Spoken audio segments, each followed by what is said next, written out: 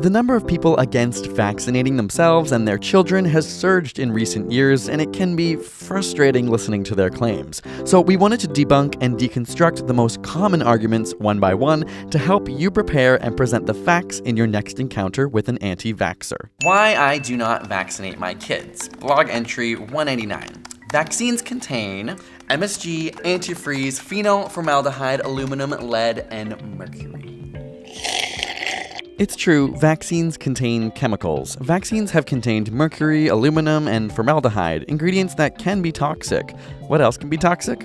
Water, given a large enough dose, and same goes for apples, coffee, or too much of anything, to be honest. The dose makes the poison, and the doses of the chemicals in vaccines are negligible. For example, vaccines that include aluminum, which is included to make the vaccine more effective, contain about 0.125 milligrams per dose. But the average person actually takes in an estimated 30 to 50 milligrams every day through food and drink. That's way more than one vaccination on a daily basis. And while some people warn about the presence of mercury-containing compounds like thimerosal, a vaccine preservative to prevent bacterial growth, it's actually been removed from almost all childhood vaccines since 2001. This was done to ease public concern, even though no literature suggests it's harmful at doses present in vaccines. As a granola parent, my kids get everything natural. Quinoa crackers over Ritz any day. Because can't we just all agree that the natural route is better? So just let your child's immune system develop naturally and save them a lifetime of pain. Vaccines introduce a weakened form of the germ to your body so that the immune system can learn to recognize it. Your body then builds its defenses, so it's prepared to fight off a real attack later. And it's true, naturally, newborn babies are immune to several diseases because of the antibodies they receive from their mother's breast milk and the thousands of germs we're exposed to from the moment we're born. But vaccines cover the diseases you don't have immunity against. It's why we don't vaccinate for every single disease possible, just those which are most dangerous. And children are given shots at a young age because this is when they're at the highest risk of getting sick or dying. But what about allergies? My second cousin Lisa got her kids vaccinated and now they have a peanut allergy. I don't want my baby to get allergies. In 1997, people began to question whether there was a connection between vaccines and allergies. And then a study of 2,100 participants ages 5 to 6 found that vaccines actually have the opposite effect and instead have a protective effect against allergies.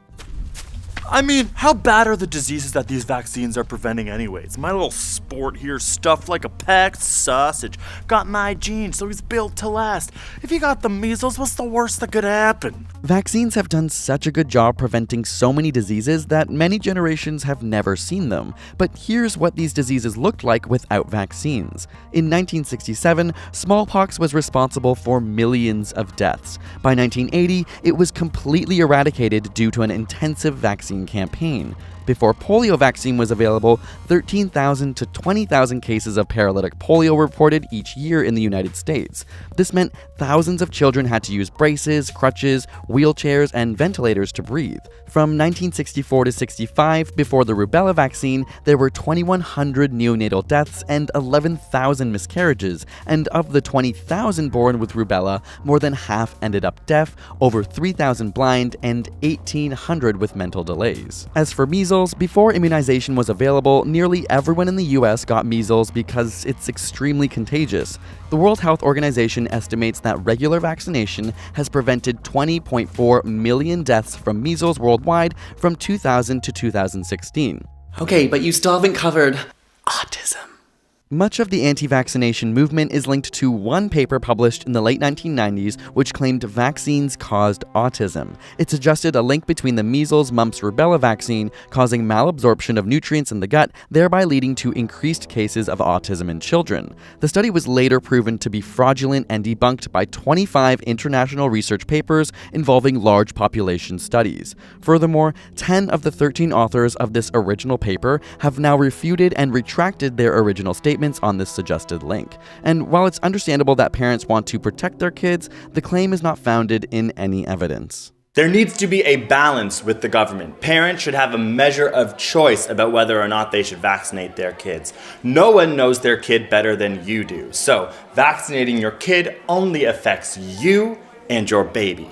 This is simply not the case. Vaccines protect you, and perhaps more importantly, it helps other people. If you're not sick, you can't spread the disease to those with weaker immune systems, particularly the very young or elderly, and those who may have medical conditions in which they can't be vaccinated. For example, those undergoing chemotherapy. The more people that are vaccinated, the less available real estate for the germs, meaning its spreading ability is squashed. This principle is called herd immunity. For the vulnerable in our society, herd immunity is their best protection. The NSA, the CIA, the FBI, big corporations, big pharma, the amount of drugs they've taken off the market, trusting those suits is practically a death sentence.